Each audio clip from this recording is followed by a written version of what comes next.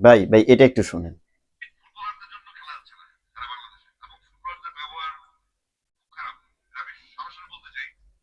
আচ্ছা, আসিফ সাহেব, আসিফ সাহেব ফুটবলারদের ব্যবহার খারাপ না? ফুটবলারদের ব্যবহার খারাপ, তাহলে এটা একটু দেখেন দেখেন।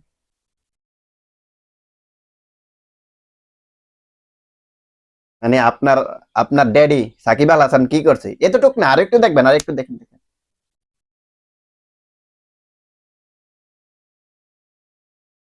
দেখছেন, মানে আমাদের ফুটবলারদের ব্যবহার খারাপ আর আপনাদের ক্রিকেটারদের ব্যবহার খুব সুন্দর, যেটার প্রমাণ এখন আপনারা পেয়ে গেছেন। ভাই আমি ক্রিকেট এবং ফুটবল কোনোটাকেই ছোট করতে চাই না, কিন্তু আসিফ আকবর সাহেব আপনি যে কথাটা বলছেন এটাতে আপনাকে নিঃস্বার্থ ক্ষমা চাইতে হবে। আপনি গত 2 দিন ধরে আমরা কিন্তু এই জিনিসটা দেখতে পাইতেছি, ক্রিকেটারদেরকে বড় করার জন্য ফুটবলটাকে আপনি যেভাবে ছোট করছেন, আমার কাছে মনে হয় যে আপনার ব্রেনটা টপাস করে এইখান থেকে টপাস করে নিচে পড়ে গেছে। ভাই তাড়াতাড়ি ব্রেনটারে তাড়াতাড়ি একটু ঝাপড়া দিয়ে আবার মাথার মধ্যে লাগান, বুঝছেন? নাহলে আপনি এমন ধরনের কথা কিভাবে বলতে পারেন? ভাই গত 2 দিন ধরে আমি একটা জিনিস খেয়াল করতেছি যে আসিফ আকবরের এই জিনিসটা নিয়ে বাংলাদেশের যে সোশ্যাল মিডিয়া রয়েছে, বিশেষ করে বাংলাদেশের ফুটবল নিয়ে যারা কথাবার্তা বলে, Bangladesh football ultra, save Bangladesh football, এমন টাইপের যে পেজ গুলো আছে এরা কথাবার্তা বলতেছে, বাট বড় বড় যে ক্রিয়েটর গুলো রয়েছে, ছোট ছোট কিছু ক্রিয়েটর আছে, তারা কিন্তু এটার এগেনস্টে কথাবার্তা বলতেছে যে আসিফ আকবরকে নিঃস্বার্থভাবে ক্ষমা চাইতে হবে, যে তিনি যে কথাটা বলেছেন এটা সম্পূর্ণ ভুল বলেছেন। এটা নিয়ে কিন্তু বাংলাদেশের ফুটবলার যারা আছে তারা কিন্তু প্রতিনিয়ত কথাবার্তা বলে যাচ্ছে যে তাকে ক্ষমা চাইতে হবে, কিন্তু বাংলাদেশের কিছু মানে কিছু ক্রিয়েটর আছে যাদের মানে মানে লাখ লাখ ফলোয়ার, 1 লাখ 2 লাখ 3 লাখ 4 লাখ 5 লাখ পর্যন্ত ফলোয়ার আছে, তারা এই বিষয়টা নিয়ে কথাবার্তা বলতেছে না, একবারে চুপ আছে কেন? কেন রে ভাই? মানে তোমরা মানে তোমরা ফুটবল নিয়ে কথাবার্তা বলতে আসছো শুধু টাকা মানে পয়সা, ডলার কামানোর লাগা, হ্যাঁ?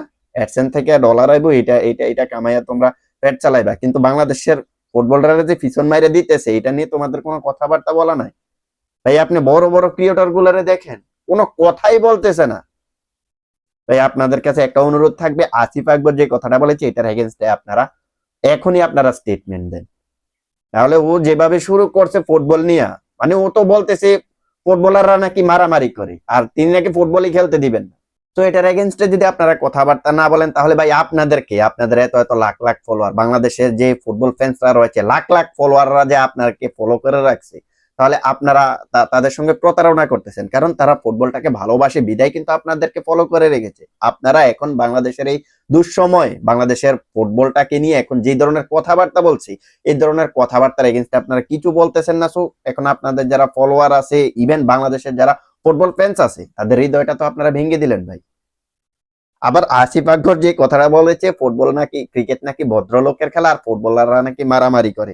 আচ্ছা, ক্রিকেট যদি ভদ্রলোকের খেলাই হইতো, এখন আমি আপনাদেরকে একটা জিনিস দেখাই। ও 2 দিন আগে নারী ক্রিকেটারদেরকে নিয়ে কি অভিযোগ আইছে এটা দেখেন নাই?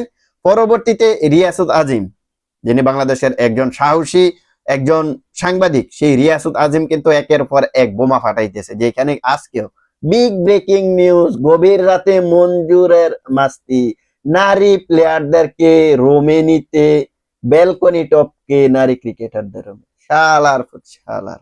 দেখ দেখ ওদের ক্রিকেট ফারার অবস্থা দেখ, দেখ খালি ফুটবলে আঙ্গুল দিতে এসেছিস, ফুটবলে দেখাইতে পারবি এমন কোন অভিযোগ উঠছে? কিন্তু বাংলাদেশ ক্রিকেট নিয়ে দেখ কি হইতেছে, দেখ। আবার কি কয়, তোমার পিরিয়ড শেষ, তোমার পিরিয়ড শেষ, 5 দিন হয়েছে আজকে, পিরিয়ড শেষ হয়ে গেছে, আমার বিষয়টাও তো দেখতে হবে। এই শালার পুত শালা, ওই জিনিসগুলা দেখোস না, মুখটা খারাপ করতে বাধ্য করস কেন? হ্যাঁ, আগে ওই জিনিসগুলা সমাধান কর, তারপরে ফুটবল নিয়ে কথা বলতে আইসো। নিজের মাথার ব্রেনটা যে নিচে পড়ে গেছে, তাড়াতাড়ি ওইটারে খাবলা দিয়া ধইরা নিয়ে মাথার ভিতরে ঢুকাও।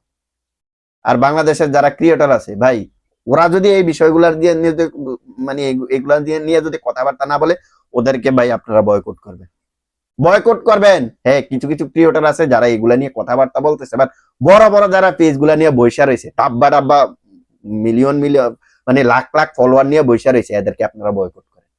আর আসিফ আকবর যে কথাটা বলেছে এটার এগেনস্টে বলতে চাই, তাকে নিঃস্বার্থভাবে ক্ষমা চাইতে হবে। ভাই 24 ঘন্টা পার হয়ে গেছে, এখনো পর্যন্ত সেই ক্ষমা চায় নাই। চিন্তা করতেছেন, বাংলাদেশ ফুটবল ফেডারেশনের যারা আছে, আবিদ আওয়াল মানে